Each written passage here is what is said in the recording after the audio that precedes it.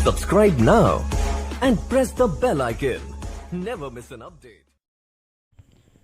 Welcome friend, सभी का स्वागत है यहाँ पर। साथियों, साइकोलॉजी की जो टेस्ट सीरीज मैंने चलाई है उसमें मैं आपको जो 50 प्रश्न यहाँ पर आपको देने वाला हूँ, पीडीएफ भी आपको मिलने वाली है डिस्क्रिप्शन बॉक्स से। और मित्रों, ये जो टेस्ट है ये बाल विकास इस टॉपिक से मैंने 50 प्रश्न बनाए हैं। और ये 50 प्रश्न आपके आरबीएससी एनसीईआरटी दोनों बुक से मैंने लिए हैं। तो मित्रों, इस टेस्ट सीरीज को ज़रूर ज्वाइन करें। और ये टेस्ट सीरीज आज से ही स्टार्ट की गई है साइकोलॉजी की। साथियों, संपूर्ण जो आपके टॉपिक है सभी का टॉपिक वाइज मैं टेस्ट लूँगा और आपको प्रत्येक टॉपिक की पीडीएफ मिलेगी। एनसीईआरटी आरबीएससी की बुक से भी इसमें सभी प्रश्न समाहित रहेंगे और जो मेरे नोट्स है वहाँ से भी आपको इसमें प्रश्न देखने को मिल जाएंगे। मित्रों, कल जो हिंदी का टेस्ट लिया था उसमें 3 से 4 प्रश्नों में मिस्टेक थी, मैंने कमेंट बॉक्स में कमेंट कर दिया था, उसके लिए मुझे खेद है। लेकिन आज के जो ये 50 प्रश्न हैं बिल्कुल मैंने 2 बार कंफर्म किए हैं कि कोई गलत आंसर टाइप तो नहीं हुआ है। आंसर कंफर्म करने के बाद ही इस टेस्ट को मैं बना रहा हूँ। तो चलिए शुरू करते हैं मित्रों। बिल्कुल आप इस टेस्ट को लगातार ज्वाइन करके रखें। 15 दिन में आपका लगभग ये सिलेबस पूरा हो जाएगा और आप हमेशा इस चीज़ को याद रखोगे कि हाँ यार, 15 दिन में किसी ने साइकोलॉजी के संपूर्ण टेस्टों को बिल्कुल निःशुल्क पीडीएफ सहित हमें करवाया था। तो मित्रों चलिए शुरू करते हैं। प्रश्न नंबर 1 आता है, जैसे माता पिता होंगे वैसी ही उनकी संतान होती है, यह किस नियम पर आधारित है? विभिन्नता का नियम, समानता का नियम, प्रत्यागमन का नियम और अर्जित गुणों के संक्रमण का नियम। तो मित्रों, जैसे माता पिता हैं वैसी उनकी संतान होती है, ये मनोविज्ञान में समानता का नियम, बाल विकास के जो नियम हैं वहाँ पर ये समानता के नियम के अंतर्गत आ जाता है। माता पिता और उनकी संतान समान ही होती है तो समानता का नियम कहलाएगा। प्रश्न नंबर 2 देखेंगे मित्रों। दूसरा प्रश्न है, प्रत्यागमन सिद्धांत के अनुसार प्रतिभाशाली माता पिता की संतान प्रतिभाशाली होती है, प्रतिभाशाली माता पिता की संतान बहिर्मुखी होती है और प्रतिभाशाली माता पिता की संतान मंदबुद्धि होती है और इनमें से कोई नहीं। तो मित्रों, जो प्रत्यागमन का सिद्धांत है वो कहता है प्रतिभाशाली माता पिता की संतान कैसी होती है? मंदबुद्धि होती है। तो मित्रों, यही कहलाता है प्रत्यागमन का नियम। प्रश्न नंबर 2 में तीसरा विकल्प सही है। चलिए प्रश्न नंबर 3 देखेंगे मित्रों। तीसरा प्रश्न है, शेषावस्था की मुख्य विशेषता क्या नहीं है? पहला विकल्प है सीखने की प्रक्रिया में तीव्रता, जिज्ञासा की प्रवृत्ति, अनुकरण द्वारा सीखने की प्रवृत्ति और चिंतन प्रक्रिया की प्रवृत्ति। तो मित्रों आराम से सोचिए, शेषावस्था की कौन सी विशेषता नहीं है? तो मित्रों, शेषावस्था का सभी को पता होगा, 0 से 5 या 6 वर्ष तक ये चलती है।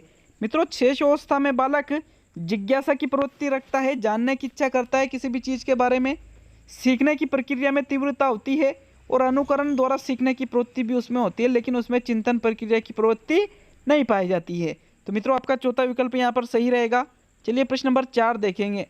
बिग वे हंट, फिर यहाँ रिक्त स्थान है, की विशेषताओं को सर्वोत्तम रूप से व्यक्त करने वाला एक शब्द है परिवर्तन। परिवर्तन शारीरिक, सामाजिक और मनोवैज्ञानिक होता है। ये परिभाषा बिग वे हंट ने किस अवस्था के संदर्भ में दी है? शैशवावस्था, बाल्यावस्था, किशोरावस्था और प्रौढ़ावस्था। तो मित्रों, इसका राइट आंसर है किशोरावस्था। देखिए, किशोरावस्था के बारे में इन्होंने कहा था कि किशोरावस्था की विशेषताओं को सर्वोत्तम रूप से व्यक्त करने वाला एक शब्द कौन सा है? परिवर्तन। तो मित्रों, आपका तीसरा विकल्प सही है। चलिए प्रश्न नंबर 5 देखेंगे। विकास शुरू होता है उत्तर बाल्यावस्था से, प्रसव पूर्व अवस्था से, शैशवावस्था से और पूर्व बाल्यावस्था से।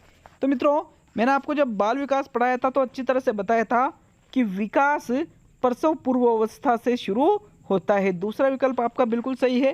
प्रश्न नंबर 6, वंशक्रम का प्रचलित नियम है विभिन्नता का नियम, समानता का नियम, प्रत्यागमन का नियम और सभी। तो मित्रों, राइट आंसर आता है वंशक्रम में ये तीनों नियम चलते हैं। अतः आपका जो चौथा विकल्प है वो बिल्कुल सही है। साथियों, जो लगातार टेस्ट सीरीज ज्वाइन करके रखेगा, आप यकीन मानिए वो बंदा बहुत ही आगे निकल जाएगा। साइकोलॉजी में हर चीज़ का वो मूल्यांकन कर सकता है। प्रश्न नंबर 7 देखेंगे।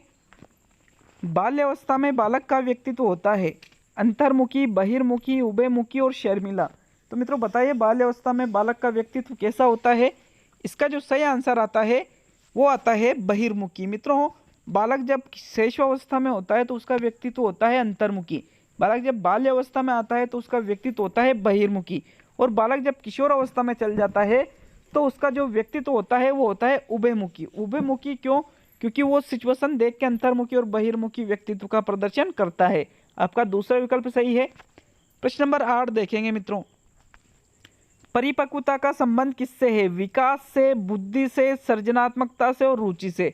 तो मित्रों परिपक्वता का संबंध यहाँ पर किससे है? विकास से है। आपका प्रथम विकल्प सही रहेगा, क्योंकि जितना बालक परिपक्व होगा विकास में भी तेजी आएगी। तो प्रथम विकल्प आपका सही रहेगा प्रश्न नंबर 8 में। 9वां प्रश्न देखेंगे, इंपॉर्टेंट प्रश्न है। अभिवृद्धि एवं विकास एक दूसरे के समान है, विरोधी है, पूरक है और इनमें से कोई नहीं। तो मित्रों अभिवृद्धि एवं विकास एक दूसरे के पूरक होते हैं, एक दूसरे के समान नहीं होते हैं, विरोधी भी नहीं होते हैं, बल्कि क्या होते हैं? पूरक होते हैं। बहुत इंपॉर्टेंट प्रश्न था ये। तीसरा विकल्प सही है। कमेंट बॉक्स में कमेंट करके जरूर जाए कि कैसा लगा टेस्ट। किसी प्रश्न पर आपको संदेह हो तो बिल्कुल कमेंट करके जाए, मैं उसका बिल्कुल विथ प्रूफ आपको आंसर दूंगा। आपका तीसरा विकल्प सही है। यहाँ पे 10वां प्रश्न आता है, शेर का बच्चा शेर और मनुष्य का बच्चा मनुष्य ही होता है, विकास का कौन सा सिद्धांत है? समरूपता का सिद्धांत, समानता का सिद्धांत, समान प्रतिमान का सिद्धांत और व्यक्तित्व समानता का सिद्धांत। तो मित्रों इसका जो राइट आंसर आता है वो रहेगा यहाँ पे प्रश्न नंबर 10 में समान प्रतिमान का सिद्धांत।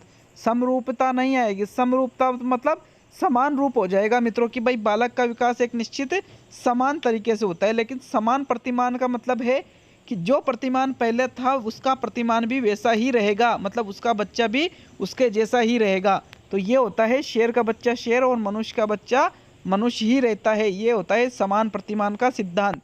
तीसरा विकल्प सही है मित्रों। प्रश्न नंबर 11 देखेंगे, 11वां कथन है, मानव विकास के संदर्भ में सही कथन कौन सा है? कि मानव विकास के संदर्भ में सही कथन देखना है। बालक का विकास परिधि से केंद्र की ओर होता है, बालक का विकास स्नायु मंडल से सिर से पैर की ओर होता है, मानव का विकास सिर से पैर की ओर होता है और बालक के विकास की दिशा सिफेलोकोडल नहीं है। तो मित्रों राइट आंसर बताइए कि इसका राइट आंसर कौन सा है। आपको यूँ देखना है कि सही कथन यहाँ पे देखना है कौन सा कथन सही है। मित्रों तीसरा जो कथन है, मानव का विकास सिर से पैर की ओर होता है, ये कथन बिल्कुल सही है। बाकी जो यहाँ पे 3 सिद्धांत दिए गए हैं विकास के संदर्भ में, विकास परिधि से केंद्र की ओर नहीं होता है और यहाँ पे स्नायु मंडल से सिर से पैर की ओर, ये प्रोक्सिमो डिजिटल विचारधारा कहलाती है जो अमान्य है, और बालक के विकास की दिशा सिफेलोकोडल नहीं है। वास्तव में जो मानव का विकास सिर से पैर की ओर है यही सिफेलोकोडल कहलाता है मित्रों।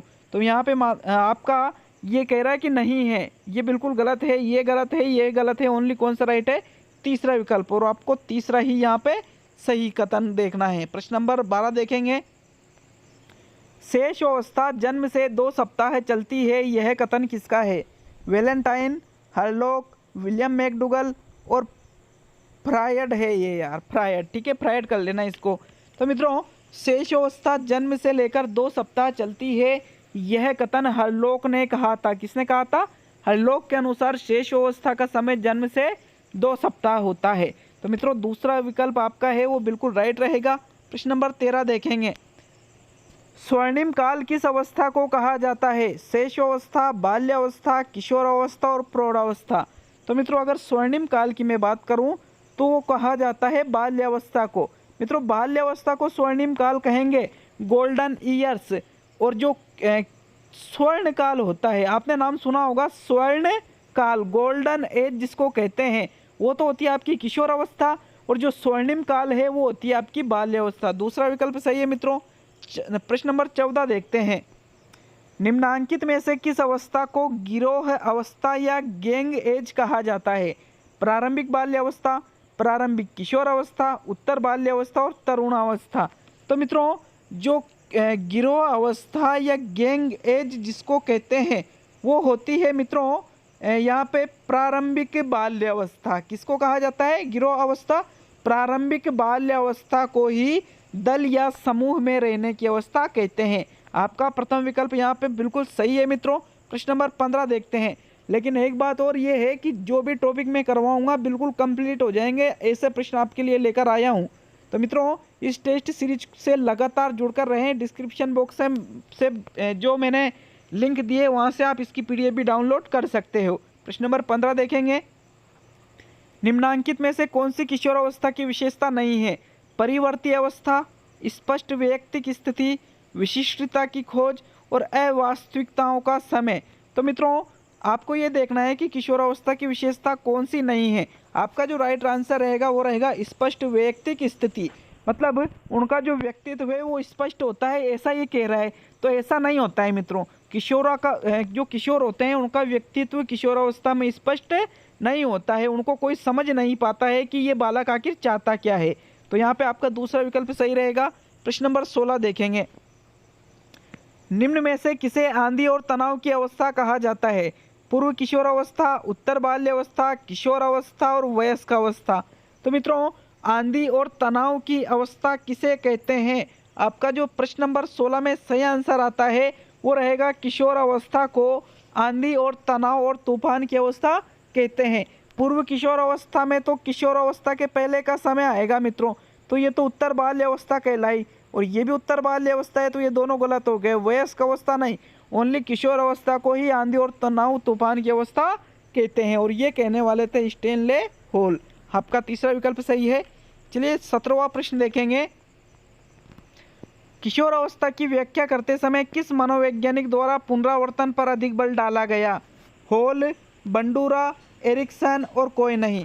तो मित्रों पुनरावर्तन पर ज़्यादा बल किसने डाला है किशोरावस्था की व्याख्या करते समय? तो साथियों 17वें प्रश्न का राइट आंसर आता है हॉल।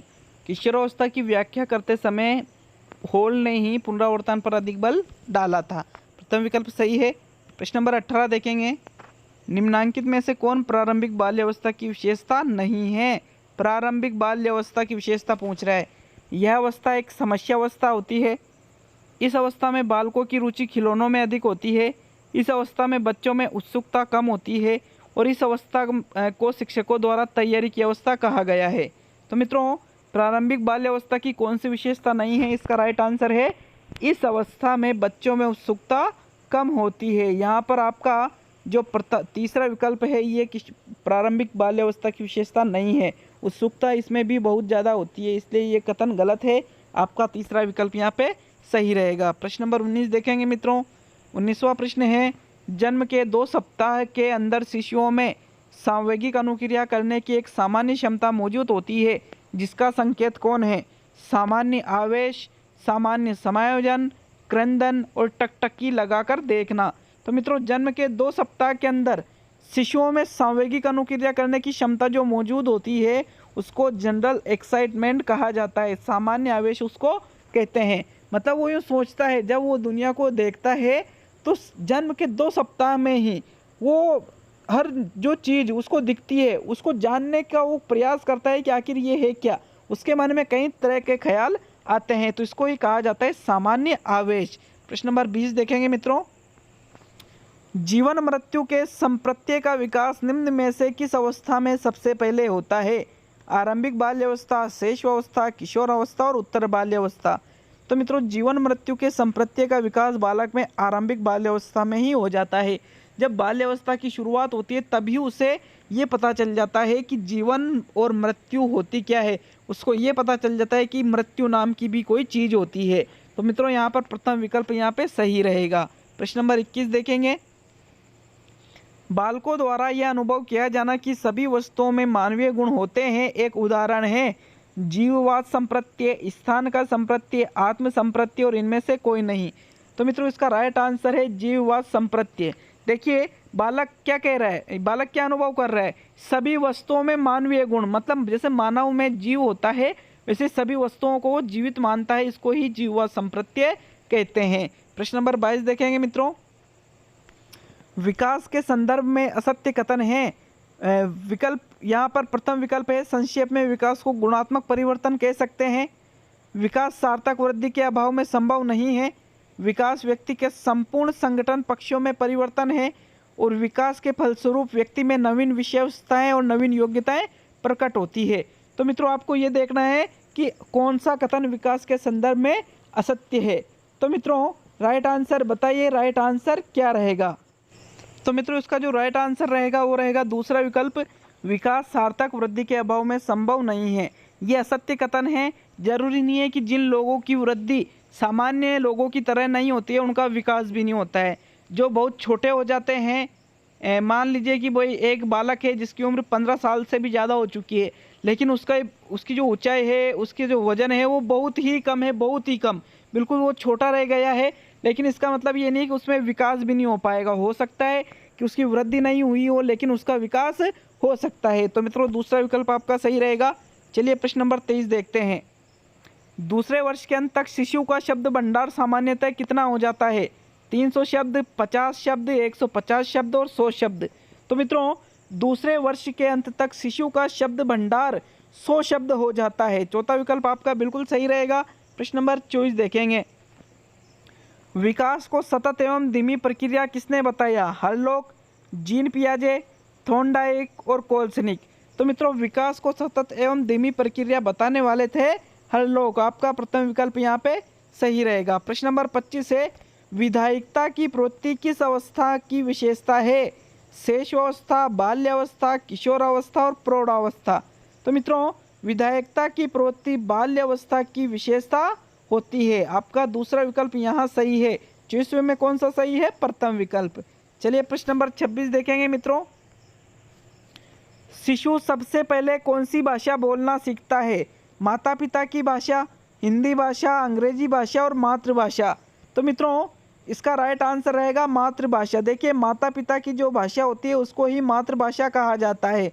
वैसे आपका प्रथम विकल्प भी सही रहेगा, लेकिन यूँ मान लीजिए कि माता पिता के अलावा जो उसके परिवार के लोग हैं उनका प्रभाव भी बालक की भाषा पर पड़ता है और उसकी मातृभाषा को बोलना सीख जाता है। तो मात्र यहाँ पे आपका जो चौथा विकल्प है मातृभाषा वो बिल्कुल सही रहेगा। प्रश्न नंबर 27 देखेंगे। शर्म व गर्व की अवस्था किसे कहा जाता है? बाल्यावस्था, शेषावस्था, प्रारंभिक किशोरावस्था और मध्य किशोरावस्था। तो मित्रों शर्म व गर्व की अवस्था बाल्यावस्था को कहा जाता है। किसको कहा जाता है? शर्म व गर्व की अवस्था बाल्यावस्था को। ये इसका उपनाम है मित्रों। प्रथम विकल्प आपका सही रहेगा। प्रश्न नंबर 28 देखेंगे। बालक की उम्र जब प्रारंभिक बाल्यावस्था से मध्य बाल्यावस्था के बीच होती है तब वह रुचि लेने लग जाता है। किस में रुचि लेने लग जाता है? यौन संबंधों में, विषम लिंगीय समूहों में, समलिंगीय समूहों में और विद्यालयों में। तो मित्रों प्रारंभिक बाल्यावस्था मतलब जब बाल्यावस्था स्टार्ट हुई है उसकी, तो वो समलिंगीय समूहों में और विद्यालयों में रुचि लेने लग जाता है। यहाँ पर मित्रों आपका चौथा विकल्प भी सही है और आपका तीसरा विकल्प भी सही है। समलिंगीय समूह मतलब लड़का लड़कों में खेलना पसंद करता है और लड़कियां लड़कियों में खेलना पसंद करती है। तो तीसरा चौथा दोनों विकल्प सही रखे, क्योंकि एग्जाम में भी आपको पता है कि दो ऑप्शन सही मानते हैं, इसलिए मैं भी ऐसे प्रश्न आपके लिए जरूर लाऊंगा। प्रश्न नंबर 29 देखेंगे मित्रों। बालक समवयस्क समूह पीयर ग्रुप का सक्रिय सदस्य कब बन जाते हैं? जब वह विद्यालय जाना प्रारंभ करते हैं, जब वो प्रौढ़ावस्था में प्रवेश करते हैं, जब वह किशोरावस्था में होते हैं और जब वह अपनी शिक्षा समाप्त कर लेते हैं। तो मित्रों समवयस्क समूह मतलब जो हम उम्र हैं उनका समूह जिसमें लड़कियां और लड़के दोनों शामिल होते हैं, वो सक्रिय सदस्य बालक उसका बनता है जब वो किशोरावस्था में होते हैं। तो मित्रों तीसरा विकल्प सही रहेगा। प्रश्न नंबर 29 में चलिए 30वां प्रश्न देखेंगे। 30 प्रश्न है, वृद्धि का संबंध है आकार से, मानसिक विकास से, भार से और आकार व भार से। तो मित्रों वृद्धि जो होती है वो मात्रात्मक होती है और इसका संबंध आकार और भार से होता है। तो चौथा विकल्प सही है आपका। प्रश्न नंबर 31 देखेंगे। ग्रंथियों का विकास ऊंचाई, भार आदि बढ़ना विकास के किस आयाम में सम्मिलित है?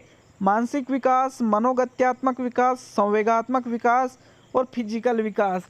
तो मित्रों ग्रंथियों का विकास, ऊंचाई, भार आदि बढ़ना, फिजिकल विकास जिसको शारीरिक विकास भी कह सकते हो आप।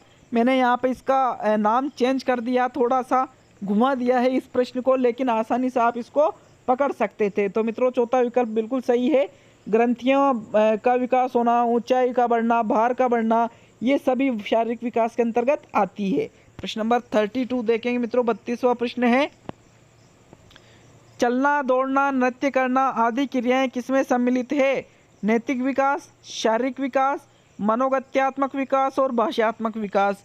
तो मित्रों चलना, दौड़ना, नृत्य करना आदि मनोगत्यात्मक विकास के अंतर्गत आते हैं। किसके अंतर्गत? मनोगत्यात्मक। मानसिक प्लस क्रियात्मक विकास ही मनोगत्यात्मक विकास कहलाता है। प्रश्न नंबर 32 में आपका तीसरा विकल्प सही है। चलिए 33 प्रश्न देखेंगे मित्रों। कौन सा व्यवहार किशोरावस्था का लक्षण है? नकारात्मक व्यवहार, दिवा स्वप्न देखना, समलैंगिक मैत्री और बहिर्मुखी। तो मित्रों सबसे बेस्ट विकल्प चुनना है। वैसे आपके एक से अधिक विकल्प यहाँ सही हो सकते हैं, लेकिन जो बेस्ट विकल्प है वो रहेगा दिवा स्वप्न देखना, डे ड्रीमिंग जिसको कहा जाता है, कल्पनाओं में खोना। ये किशोरावस्था का मुख्य लक्षण होता है। तो दूसरा विकल्प सही है मित्रों। प्रश्न नंबर 34 देखेंगे मित्रों। 34 प्रश्न है, छात्र का वह सोपान जब वह सर्वाधिक रूप से संवेगों में घिरा रहता है? शेषावस्था, बाल्यावस्था, किशोरावस्था और प्रौढ़ावस्था। कौन सी अवस्था में बालक सर्वाधिक रूप से संवेगों से घिरा रहता है? तो मित्रों इसका जो राइट आंसर है वो रहेगा किशोरावस्था। किशोरावस्था में बालक सर्वाधिक रूप से संवेगों से घिरा रहता है। तीसरा विकल्प सही है मित्रों। मैं प्रत्येक पीडीएफ को टेलीग्राम चैनल पर भी अपलोड करूंगा, ठीक है। यहाँ पर आपका तीसरा विकल्प बिल्कुल सही है साथियों। प्रश्न नंबर 35 देखते हैं। निम्न में से मानसिक विकास के लक्षणों को दर्शाते हैं सिवाय किसके? भग्नाशय के, तनाव के, संबंध के और चिंता के। कौन सा मानसिक विकास के लक्षणों को दर्शाते हैं? उससे हटकर है। तो मित्रों यहाँ पे देखिए भग्नाशय, तनाव, चिंता तीनों मानसिक विकास को दर्शाते हैं, लेकिन जो संबंध है, संबंध मानसिक विकास को नहीं सिर्फ भावात्मक विकास को दर्शाते हैं मित्रों। तो मित्रों तीसरा विकल्प आपका सही रहेगा, क्योंकि ये अलग है मानसिक विकास से। प्रश्न नंबर 36 देखेंगे। विकास में वृद्धि से क्या तात्पर्य है? ज्ञान में वृद्धि होना, संवेग में वृद्धि होना, वजन में वृद्धि होना और आकार, समझ व कौशलों में वृद्धि होना। तो मित्रों राइट आंसर जो आता है, प्रश्न थोड़ा फंसा हुआ है, आपको हो सकता है बहुत इजी लगा हो प्रश्न, लेकिन जैसे ही मैं आंसर बताऊंगा तब आप कंफ्यूज हो जाओगे। राइट आंसर है आकार, समझ व कौशलों में वृद्धि होना, इसका राइट आंसर है। अब कहोगे कि सर वृद्धि से तात्पर्य तो वजन में वृद्धि है, लेकिन यूँ थोड़ी पूछ रहे हैं वृद्धि से तात्पर्य क्या है। प्रश्न पूछ रहा है विकास में वृद्धि से क्या तात्पर्य है, मतलब विकास में बढ़ोतरी कैसे होती है? आकार में, समझ में, कौशलों में, सभी चीज़ों में जब आगे बढ़ेगी तो वृद्धि होगी। और ये किससे संबंधित है मित्रों? ये विकास से संबंधित है। इसलिए आपका यहाँ तीसरा प्रश्न सही नहीं है, आपका ओनली चौथा प्रश्न ही सही रहेगा। प्रश्न नंबर 37 देखेंगे मित्रों। मानव विकास की वह अवस्था जिसे सुनहरी अवस्था कहा जाता है? शैशवावस्था, बाल्यावस्था, किशोरावस्था और प्रौढ़ावस्था। तो मित्रों गोल्डन एज या सुनहरी अवस्था किशोर अवस्था को कहते हैं। आपका तीसरा विकल्प 100% सही रहेगा। प्रश्न नंबर साथियों इसका जो राइट आंसर है वो रहेगा डार्विन। डार्विन ने ये कहा है कि सर्वाधिक उपयुक्त जो है वो ही जीवित रहेगा। तो मित्रों यहाँ तीसरा प्रश्न, जो तीसरा विकल्प है प्रश्न नंबर 38 में, वो बिल्कुल सही है। प्रश्न नंबर 38। प्रश्न नंबर 39 देखेंगे मित्रों। 39 प्रश्न है, छिपी हुई वस्तुएं ढूंढ निकालना इस बात का संकेत है कि शिशु निम्न में से किस संज्ञानात्मक कार्य में दक्षता प्राप्त करने लगता है? प्रयोग करना, साभिप्राय व्यवहार, वस्तु स्थायित्व और समस्या समाधान। तो मित्रों छिपी हुई वस्तुएं बालक अगर ढूंढ लेता है तो उसमें मतलब वस्तु स्थायित्व का भाव आ गया है। तो यहाँ पर आपका तीसरा विकल्प सही रहेगा साथियों। प्रश्न नंबर 39 में प्रश्न नंबर 40 देखेंगे साथियों। प्रश्न नंबर 40 देखते हैं। बाल विकास में प्रक्रिया पर बल है, वातावरण और अनुभव की भूमिका पर बल है, गर्भावस्था से किशोरावस्था तक का अध्ययन होता है और उपयुक्त सभी। तो मित्रों बाल विकास में देखिए प्रक्रिया पर भी बल होता है, वातावरण और अनुभव की भूमिका पर भी बल दिया जाता है और गर्भावस्था से किशोरावस्था तक का भी अध्ययन होता है। मतलब आपका जो चौथा विकल्प है उपयुक्त सभी ये सही रहेगा। प्रश्न नंबर 41 देखेंगे मित्रों। किशोरावस्था जीवन की सबसे कठिन सीढ़ी है, किसका कथन है? किलपेट्रिक, वर्ले, कोलसेनिक और हरलोग। तो मित्रों किशोरावस्था जीवन की सबसे कठिन सीढ़ी है, ये कथन किलपेट्रिक के द्वारा कहा गया था। आप इसको किताबों में पढ़ते होंगे। किशोरावस्था जीवन का सबसे कठिन काल है। तो मित्रों यहाँ पर आपका प्रथम विकल्प सही है। प्रश्न नंबर 42 देखते हैं। शेषावस्था को सीखने का आदर्श काल किसने कहा? वेलेंटाइन, पियाजे, स्किनर और हर्लोग। तो मित्रों शेषावस्था को सीखने का आदर्श काल वेलेंटाइन के द्वारा कहा गया। मित्रों प्रथम विकल्प सही है। याद कैसे रखोगे कि सीखने का आदर्श काल, सीखने का आदर्श समय होता है वेलेंटाइन के समय आप ज़्यादा सीखते हो। तो मित्रों याद रख सकते हो, प्रथम विकल्प सही है। प्रश्न नंबर 43 देखेंगे। किशोरावस्था के संबंध में असत्य कथन है। किशोरावस्था में विकास की गति तीव्र होती है। किशोरावस्था को लैंगिकता का काल कहते हैं। किशोरों की रुचियां स्थायी होती है। इस अवस्था में संवेगों पर नियंत्रण रखने की सर्वश्रेष्ठ विधि मार्गांतरीकरण है। तो मित्रों असत्य कथन का चयन कीजिए। अगर इसके असत्य कथन की बात की जाए तो मित्रों प्रश्न नंबर 43 में जो तीसरा विकल्प है किशोरों की रुचियां स्थायी होती है, वो बिल्कुल असत्य कथन है। क्योंकि देखिए जो किशोर होते हैं उनकी रुचियां स्थायी नहीं होती है बल्कि बदलती रहती है। बाकी के जो सारी विशेषताएं ये बिल्कुल किशोरावस्था के संबंध में सत्य है। प्रश्न नंबर 44 देखेंगे। बालक की नैतिकता प्रशंसा प्राप्त करने पर आधारित होती है। जो बालक नैतिक गुणों का प्रदर्शन करता है वो प्रशंसा प्राप्त करने के लिए करता है। ये किस उम्र में होता है? 6 वर्ष में, 4 वर्ष में, 8 वर्ष में और 12 वर्ष में। तो मित्रों प्रश्न नंबर 44 का राइट आंसर बताइए। इसका राइट आंसर क्या रहेगा? मित्रों इसका राइट आंसर रहेगा 12 वर्ष। ठीक है, जब बालक 10 से लेकर के और लगभग 13 से 14 साल के बीच में होता है तो वो कोई भी नैतिक कार्य तब करेगा जब उसको प्रशंसा प्राप्त करने की इच्छा होती है। तो मित्रों चौथा विकल्प सही है। प्रश्न नंबर 45 देखेंगे। पलटा लिखा गुण बालक में इस अवस्था में विकसित हो जाता है। शेषावस्था, बाल्यावस्था, किशोरावस्था और प्रौढ़ावस्था। तो मित्रों पलटा लिखा गुण बालक में, जब बालक बाल्यावस्था में होता है तो उसमें बाल्यावस्था में ही पलटा लिखा गुण विकसित हो जाता है। दूसरा विकल्प बिल्कुल सही रहेगा मित्रों प्रश्न नंबर 45 में। प्रश्न नंबर 46 देखेंगे। फ्रायड के अनुसार वह अवस्था जिसमें बालक का कामुक क्षेत्र उसका मुख होता है 14 वर्ष, 10 वर्ष, 3 वर्ष और 1 वर्ष। तो मित्रों इसका राइट आंसर है जो फ्रायड ने मनोलैंगिक विकास का सिद्धांत दिया था उसमें उन्होंने बताया था कि बालक जब 0 से लेकर के 1 वर्ष के बीच में होता है तब उसका जो कामुक क्षेत्र रहता है उसका मुख रहता है, जिसको मुख्य अवस्था के नाम से भी जाना जाता है। तो मित्रों चौथा विकल्प सही है। प्रश्न नंबर 47 देखेंगे। एरिक्सन के सिद्धांत अनुसार जब बालक समाज में अपनी विशेष ख्याति बनाने के लिए सामाजिक गुणों का प्रदर्शन करता है तो बालक किस अवस्था में है? कि बालक को खुद की पहचान बनाने के लिए वो सामाजिक गुणों का प्रदर्शन कर रहा है तो वो कौन सी अवस्था में है अकॉर्डिंग टू एरिक्सन थ्योरी? परिश्रम बनाम हीन भावना, पहल बनाम अपराध बोध, तादात्मिकता बनाम भ्रांति और आत्मीयता बनाम अलगाव। तो मित्रों प्रश्न नंबर 47 में राइट आंसर है तादात्मिकता बनाम भ्रांति, मतलब पहचान बनाम पहचान भ्रांति भी आप इसको कह सकते हो। तो तीसरा विकल्प यहाँ पे सही रहेगा प्रश्न नंबर 47 में। चलिए प्रश्न नंबर 48 देखते हैं मित्रों। फ्रायड के मनोलैंगिक सिद्धांत अनुसार बालक अपनी शक्तियों को खेल एवं अलैंगिक क्रियाओं के माध्यम से व्यक्त किस अवस्था में करता है? मुख्य अवस्था, गोदी अवस्था, लैंगिक अवस्था और सुषुप्तावस्था। तो मित्रों राइट आंसर बताइए। मित्रों इसका राइट आंसर है सुषुप्तावस्था। मित्रों सुषुप्तावस्था का मतलब है जब बालक बाल्यावस्था में होता है तो उसके अंदर जो काम प्रवृत्ति है वो सुषुप्त हो जाती है, न्यून हो जाती है। अतः वो जो उसकी शक्ति आती है, शारीरिक जो शक्ति होती है वो खेल के माध्यम से और अलैंगिक क्रियाओं के माध्यम से उनको व्यक्त करता है। तो चौथा विकल्प सही रहेगा मित्रों। जबकि जो मुख्य अवस्था इसमें काम वासना जो होती है उसके मुख में होती है और मौखिक क्रियाओं के माध्यम से वो शक्ति को व्यय करता है। गुदी अवस्था में कामुक क्षेत्र गुदा होता है और जो मल मूत्र त्याग करके वो अपनी शक्तियों को खर्च करता है। लैंगिक अवस्था लिंग प्रधान अवस्था होती है। चौथा विकल्प आपका यहाँ सही है मित्रों। प्रश्न नंबर 49 देखेंगे। आनुवांशिकता से तात्पर्य निम्नांकित में से किससे होता है? शुक्राणु तथा अंडाणु, गुणसूत्र व जीन, सूत्री विभाजन व अर्धसूत्रण और डीएनए तथा आरएनए।